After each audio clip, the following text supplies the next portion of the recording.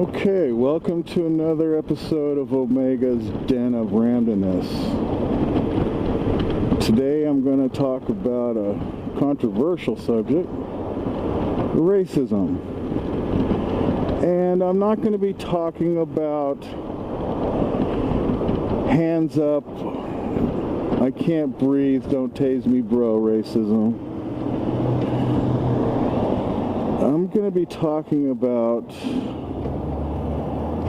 well, I just get this feeling that the whole country is being manipulated. And I don't mean by the usual characters like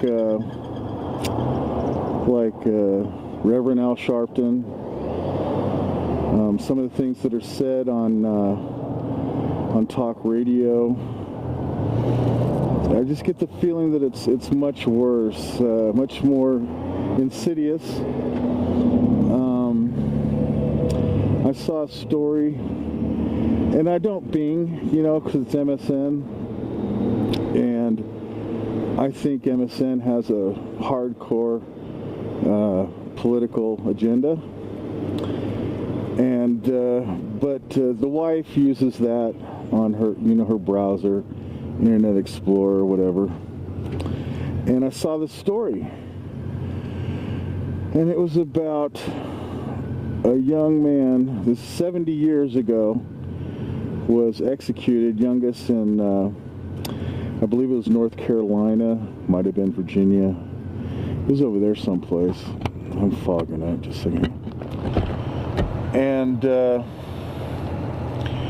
the story was about how the judge last Tuesday, I believe it was, threw the case out for lack of evidence, or the conviction, even though this kid, 14 I believe, youngest to die in the electric chair, supposedly him and his younger sister were the last two people seen talking to two white girls. Okay, the boy was black, if I didn't say so. And the story was very short and had very little detail. It just mentioned that the boy confessed to 3 police officers. That's what he was convicted on. So, without any other details, I feel that is meant to imply that quite possibly this young man was tortured for confession. It did happen back then. Cops were a different breed back then.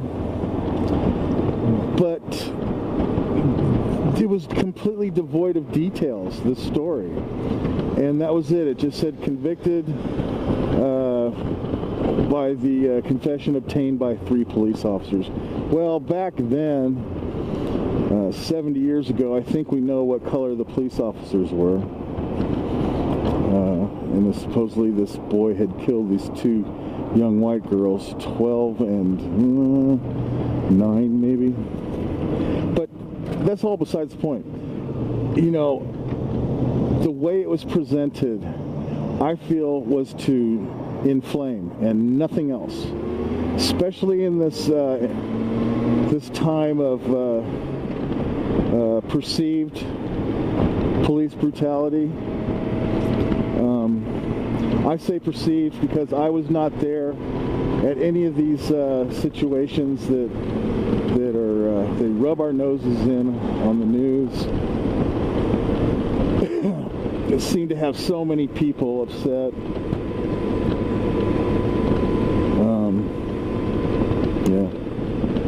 And I think it's meant to stir the shit. And I try not to use profanity in these, but that's what it is, stirring the shit. And so I just can't help but wonder if we are being manipulated insidiously on all kinds of different levels as we go throughout our day. And I just get this feeling, hunches often, are correct. We all know this. I have a hunch, that's why I'm talking about it. And so now I'm going to go into something else that's also racial. And what the hell was that?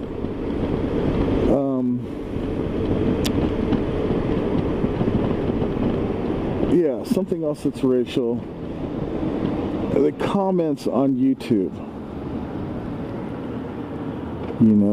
I think that while we are truly making progress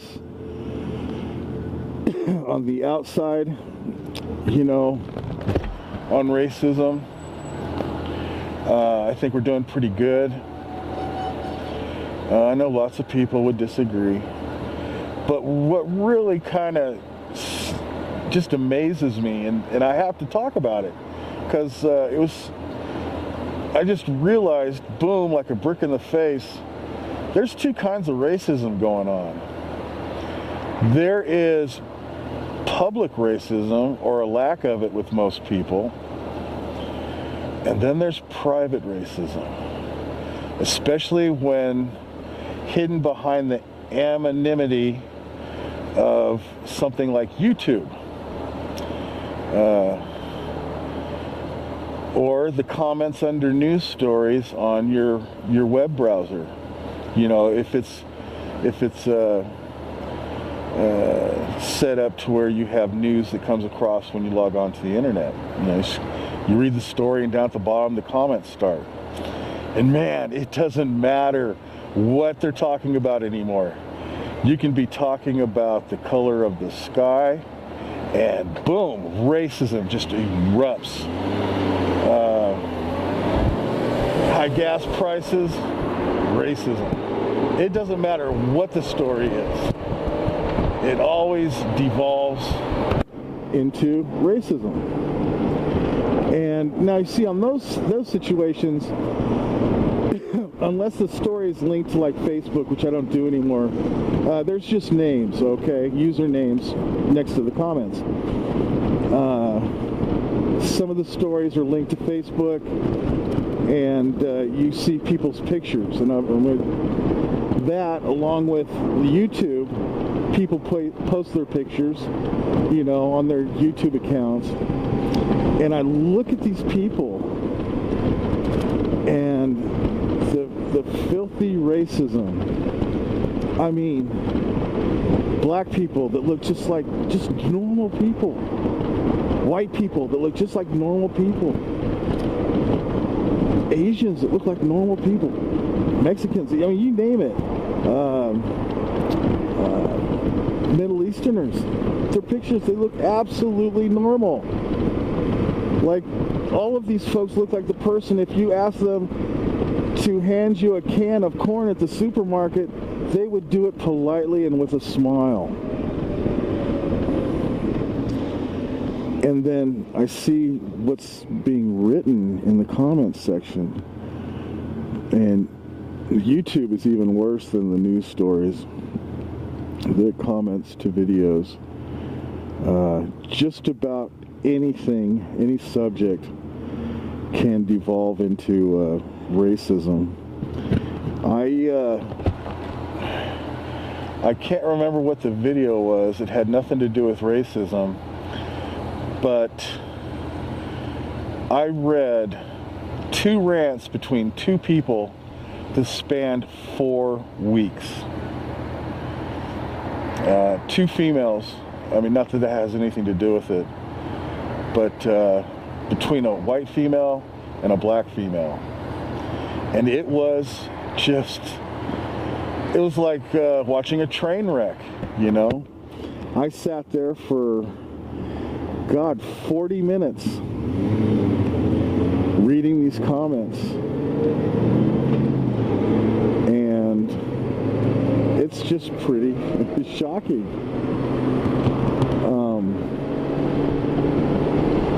And I think that this goes into something else in us. I'm one of those people that think we aren't really much better than animals. In fact, animals are actually better than us, because I think we thrive on conflict. And I don't see racism ever going away. But then again, you know, I've never lived in a normal country that didn't have hard, brutal racism like the United States. And I'm not knocking the United States, but, you know, in England, Australia, Europe, you know, there's white, brown, black people, and they all just get along, you know. Maybe there is racism there, like there is here. I don't know.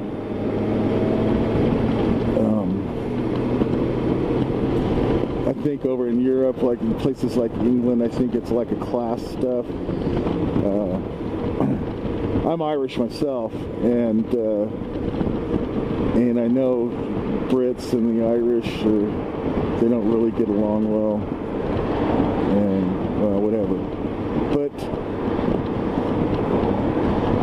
this racism, you know, in comments, is just pretty amazing. In a bad way. It's good that people are voicing their opinion, but I kind of think it's kind of sad that those opinions are so ugly. And I kind of get a feeling that a lot of it comes from just being unhappy. And I think people dump a lot of negativity in their lives into racist comments like that and other things, you know, cutting people off, you know, being a discourteous driver, cutting in lines at places, you know, just doing crappy shit. And I think miserable people just put all that stuff out there, and it just bleeds into everything. Wow, I'm all over the place with this episode, I guess. But yeah, you know, back to the original thing I was talking about is the racism in comments and private and personal, or public and personal racism. I think people are really good at faking it. I think a lot of people that abhor comments like I saw, secretly, it doesn't bother them that much. I think people are really plugged into this thing called the public contract, the social contract, whatever, where people are expected to behave a certain way, and they don't really, you know, express themselves the way they truly feel. Because go on YouTube, look at anything,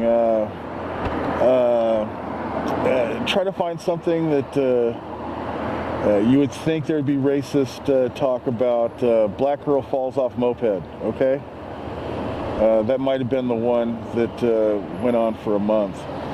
Look at something like that, or stupid white people can't drive, you know, something like that.